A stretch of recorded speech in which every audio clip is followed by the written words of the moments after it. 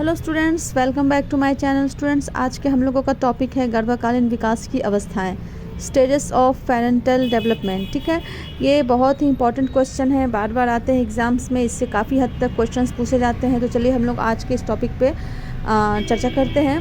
तो गर्भाधान एवं जन्म के बीच निम्नलिखित 3 विकासात्मक अवस्थाएँ पाई जाती हैं। कितनी अवस्थाएँ पाई जाती हैं? तो 3 विकासात्मक अवस्थाएँ पाई जाती है। पहला जो हमारा हो गया वो हो गया बीजावस्था, ठीक है, जर्मिनल स्टेज। दूसरा हो गया भ्रूणावस्था। तीसरा हो गया गर्भस्थ शिशु की अवस्था। तो ये जो 3 स्टेजेस हैं इसके हम लोग को डील करना है। तो पहला हम लोगों का है बीजावस्था। तो इसमें क्या होता है, ये गर्भाधान से 2 सप्ताह की अवस्था को बीजावस्था कहा जाता है। इस समय प्राणी का आकार अंडे के आकार जैसा होता है और वह गर्भाशय में 1 सप्ताह तक तैरता रहता है। 10 दिन बाद वह गर्भाशय की दीवार से सट जाता है और बाद में अपने भोजन के लिए माता पर आश्रित होता है। तो ये हमारा बीजावस्था का जो डेफिनेशन है, ठीक है, कि बीजावस्था होता क्या है। नेक्स्ट हमारा है भ्रूणावस्था। तो इस अवस्था में जो है देखिए, सभी टॉपिक्स को हम लोग अलग अलग डील कर रहे हैं। तो मैं आपको बता दूँ कि सारे टॉपिक्स जो यहाँ पे आपको बताया जा रहा काफ़ी इंपॉर्टेंट्स है।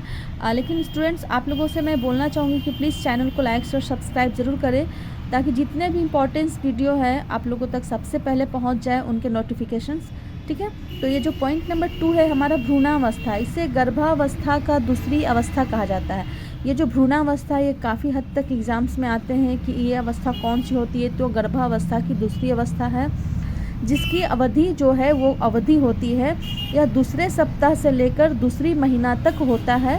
इस समय विकास की गति बहुत तीव्र मात्रा में पाया जाता है और शरीर में विभिन्न अंगों का निर्माण इसी समय होता है। यानी कि भ्रूणावस्था जो है हमारे शरीर में, इस समय हमारे शरीर में काफ़ी अंगों का निर्माण होता है। सिर का आकार अन्य अंगों की तुलना में अधिक बड़ा होता है। भ्रूण का निर्माण मुख्यतः 3 परतें पाई जाती हैं। भ्रूण के निर्माण में 3 परतें भी पाई जाती हैं। पहली परत होती है बाह्य परत, मध्य परत और अंतः परत, ठीक है। और शरीर के अंगों का निर्माण इन्हीं के सहारे होता है। बाह्य परत से जो बाहरी परत है उससे हमारे त्वचा, बाल, दांत, नाखून और स्नायु मंडल का निर्माण होता है, मतलब नर्वस सिस्टम का, ठीक है।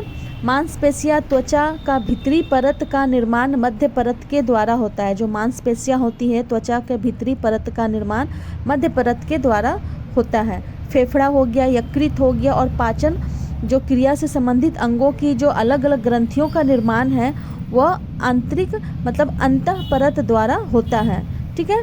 दूसरा महीना पूरा होते भ्रूण की लंबाई 1.25 इंच से 2 इंच और उसका भार भी है वो जो 1 औंस के करीब हो जाता है। ये काफ़ी इम्पॉर्टेंट लाइन है। दूसरा महीना होते ही भ्रूण की लंबाई 1.25 इंच से 2 इंच और उसका भार 1 औंस के करीब हो जाता है।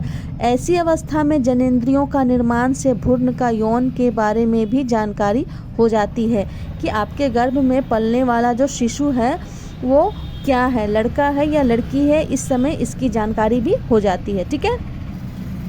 उसके बाद जो है सो शिशु का भार इस अवस्था में 10 औंस और लंबाई जो है 10 इंच की हो जाती है।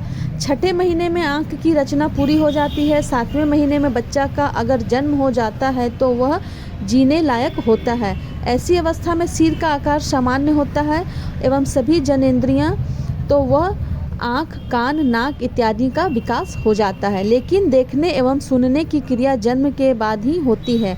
8वें महीने में शिशु का वजन 5 पाउंड और जन्म के समय 7.5 पाउंड और लंबाई 20 इंच की होती है।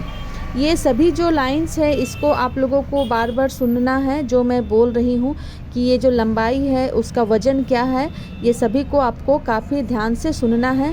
गर्भस्थ शिशुओं की गति में विभिन्नता पाई जाती है। जिन शिशुओं में इस अवस्था में अधिक गतियाँ पाई जाती हैं उनमें जन्म के बाद का विकास और समायोजन पर अनुकूल प्रभाव पड़ता है और जिनमें कम गतियाँ पाई जाती हैं उस पर प्रतिकूल प्रभाव पड़ता है।